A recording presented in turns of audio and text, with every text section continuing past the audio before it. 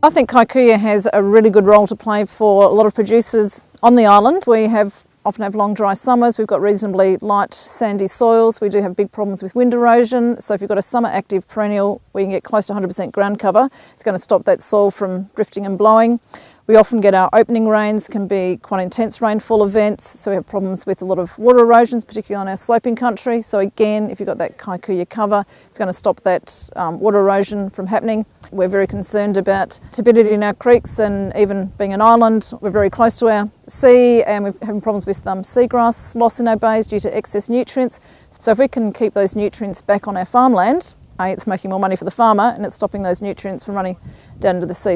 We have problems with salinity, so anything that can be using up more water stops that water from getting down to the water table and blowing out our salinity problems. So it's got a myriad of environmental benefits and it's got some great production benefits. We've actually done quite a bit of trial work over here looking at its feed quality and quantity compared to annual pastures.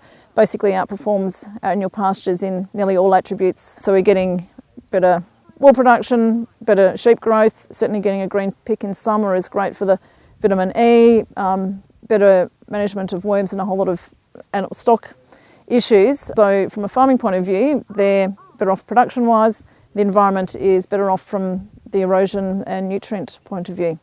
I think it's a great plant and everyone should actually just try that little bit. It's not something that you want to put over 100% of your property and it's not going to work on all properties, but if people are keen, it's worth just putting in the ram's paddock and just see how it goes. Over here we're probably looking at 20, 30, 40% of the farm to Kikkuyu, and then having a mix of other perennials and annuals would then make a really robust farming system. We're actually planting it on not what I would have thought traditionally they'd say Kikkuyu. We're putting it all on our hilly country, so we've got some undulating country here, and that's where it washes and silts our dams up. We're getting no erosion, and when we had the opening rain here, the water that washed down into the dam was all clean. This year we've had weaners, merino weaners on a Kikkuyu, rotating them on, it would be about say 60 hectares, and we would have been feeding about twice as much as what we would have been if they were on traditional dry pastures, and they seem to be twice as much condition better. We're shearing them next week, so I'll be interested to see how they come off. I think that's going to be a good story.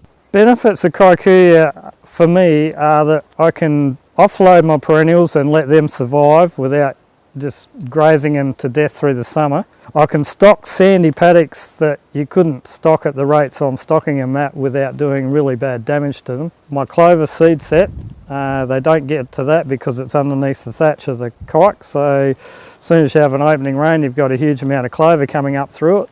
I've had no indications that it'll spread into tree lines or anything like that.